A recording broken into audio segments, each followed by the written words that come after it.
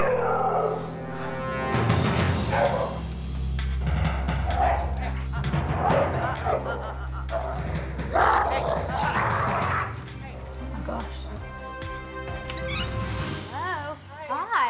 my gosh, hello. Hi, nice to meet you. Victoria. Come on, boys. Hey. Oh. Hey, come on. Come on. Let's go. A bit of mouthing. Sorry, yes. Yeah, hello. Hey, Hi. Come on.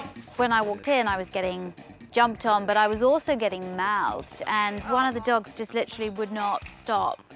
I had slobber everywhere, as well as scratch marks from teeth. Scratches and slobber. Hello. Come on, boys. Okay, so this is quite rambunctious, so let's go outside in the backyard. I thought it would be much better to take it outside so that she and I could have a quiet chat whilst the dogs ran around. I'm very outdoorsy. I like to go on hikes a lot. And frequently, Harper has issues with other dogs, and because there's two of them, it escalates. Is it interfering with your social life? I would say so, yes, because I'm making the choice to isolate myself. Now is just a very critical time. I just feel really, really bad and really, really exhausted. And I want to be able to have friends and family and children and everything around and not have any concern or have to think twice about the safety or well-being of anyone. I'm isolated from a lot of friends. I don't feel as free to get up and go. So I definitely have just kind of holed up a little. Back at home, Dawn shows Victoria the results of leaving her dogs alone. Dawn is afraid to go out because when she's done so in the past, there's been destruction in the apartment.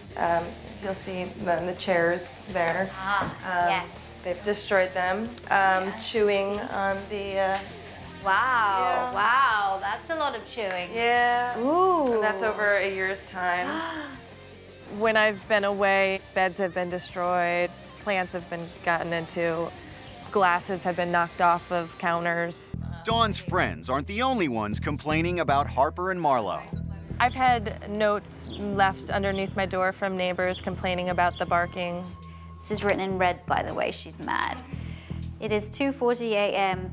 Your dogs have woken me up twice tonight, and the barking/howling will not stop. I have a job as well. How am I supposed to get up for work? She's completely right. I can't live like this. I take full responsibility. You know, I need this to be handled because I don't want to be a bad tenant. I would really like for Victoria to show me an actual routine that I can do and implement to help Harper and Marlowe. Then you've got the barking problem. Your neighbors are getting irritated, and quite rightly they're writing notes to you to say, get those dogs to be quiet. Now tell me, you work 8 hours, and you're fine about leaving the dogs then. Why is it a different deal when, let's say, you're going out in the evening? The difference probably would be that I don't have to leave. I might as well stay and make sure that they're all right and taken care of and safe and limit the destruction. And, you know, then I also don't have to challenge my friends to put up with my dogs. And right now, me going out is not the top priority. And I have to say, and I think, you know, a lot of owners could learn from that, could learn from your dedication to your animals. But at the same time, I also don't think it's that healthy either. Healthy dog ownership is all about enjoying your dogs, but not letting them socially inhibit yourself. Do you know what I mean? So that you don't become like a social outcast. Dawn also has a difficult task ahead of her back home, where Victoria shows her how to avoid more costly damage to her house. I introduced some anti-chew spray into the kitchen and sprayed it on some of the kitchen furniture. Ooh, that's not pleasant. No, no, no, no, no, no. Of course, as soon as I did that and the dogs smelt it, they backed off because it's not a nice smell. And hopefully that will deter them from chewing in the future. Victoria also wants Dawn to use chew toys to help prevent destruction and lessen Harper and Marlowe's excessive barking. Try these because A, they're great toys for the dogs to play with. B, they're also highly durable toys for the dogs to chew on. So Victoria's given Harper and Marlowe some chew toys in order to eliminate the barking. Not really sure how that's gonna work, but I'm hopeful that I'm not gonna get any more notes from my neighbors. I think the more that you walk them, the more that you mentally stimulate them, they're gonna be tired. There's gonna be less chewing. There's gonna be less barking. It's all relative and it's all connected. I'm gonna leave you now, and you have a lot of things to work on. I want you to get out. Get out, go on hikes, do what you really love to do. I'm definitely worried with Victoria gone that the structure might dissipate a little. And I'll be back to see you soon. Thank you. Well done. All right, I've just left Dawn with a whole load of tasks that she's got to do while I'm away. She does have a lot of work ahead of her. She's got 2 dogs, double the trouble, and I think it's gonna be tough. Today, Dawn's headed out to meet some friends.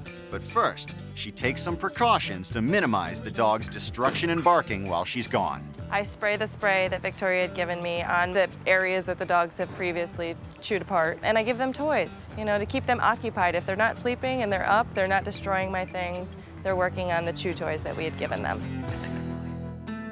With the dogs occupied at home, Dawn can now enjoy a calm afternoon at her friend Dan's house. It's really good to see you out, man. I mean, it's summertime, it's beautiful, everybody's out in the town. You know, I mean, you don't have to just go walk your dogs. You can come over here without your dogs sometimes. It's very true. I'll think about it. I have been making an effort to try to get out of the house a little bit more and visit with some friends, which has been nice, and I forgot what it was like, so it's been a good thing for me. Cheers. Cheers. At the top of the hill, Dawn and her friends sit down to celebrate her hard work. I'm so impressed with you, I have to say. These dogs are really lucky when you came along and rescued them. This experience has been life-changing for me. The techniques and the changes and all of Victoria's help, I'm just really blessed and grateful that she came into my life. They're so much better behaved now. It's amazing. It's great to see you, Dawn, again, out and about. Yeah, it's really good. Cheers. It was nice to get out and hang out with Dawn and her dogs and just relax and have a good time and not have to be worried about them misbehaving. I've been training so hard since Victoria left me. I just really wanted to get my boys up and running so I can get out of the house, and I actually have been, and it's been quite delightful. It was clear throughout the training that Dawn was determined to get these dogs behaving well, and her persistence now has really paid off. I've actually been getting out a lot more and hanging out with my friends, which they think is a nice change. And I get to take my dogs, Harper and Marlowe, with me a lot, and my friends are starting to see what great dogs they actually are. It's great having our friend back and just being able to do the things we love doing. Thanks for watching. If you love It's Me or the Dog and want more dog training tips and tricks, visit my official site, positively.com. And if you're interested in learning more about becoming a dog trainer, check out the Victoria Stilwell Academy. Links to both sites are in the description. I'll see you online.